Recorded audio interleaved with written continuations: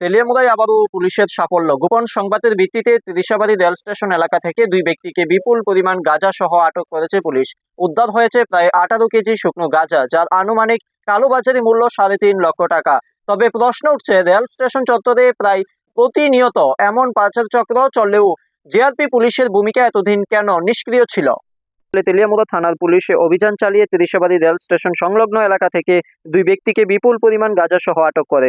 Police সূত্রে জানা গেছে, ধৃতদের কাছ থেকে 17 কেজি 900 গ্রাম গাঁজা উদ্ধার করা হয়েছে, যার আনুমানিক কালোবাজারি মূল্য প্রায় 3.5 লক্ষ টাকা। ধৃত দুই যুবকের নাম শ্যামল দেববর্মা ও সন্তোষ দেববর্মা।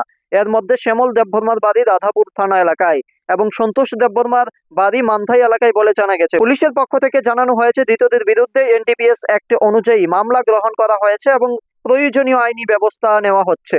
কিছু লোক কালো ব্যাগ লইয়া ত্রিশাবাড়ি টাই জংশনের দিকে ঘোরাঘুরি করতেছে।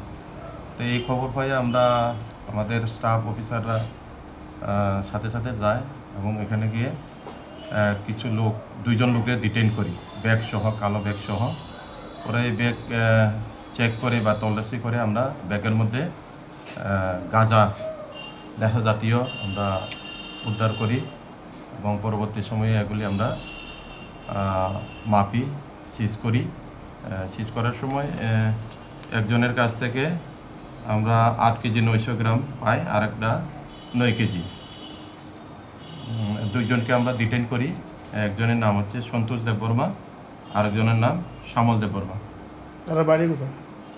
সন্তোষ দেববর্মার বাড়ি হচ্ছে রাধাপুর থানার আন্ডারে গয়াচরণপাড়া, আর শ্যামল দেববর্মার বাড়ি বিনা কোবরা মান্দাই থানার আন্ডারে। যে গাঁজাগুলো বাজার মূল্য কত? বাজার মূল্য তো এটার তো অ্যাকচুয়ালি বাজার মূল্য নাই, তো কালো বাজার মূল্য ধরেন কেজিতে যদি এমন 15,000 20,000 করে ধরা হয়, তো এভাবেই রেটটা আসবে।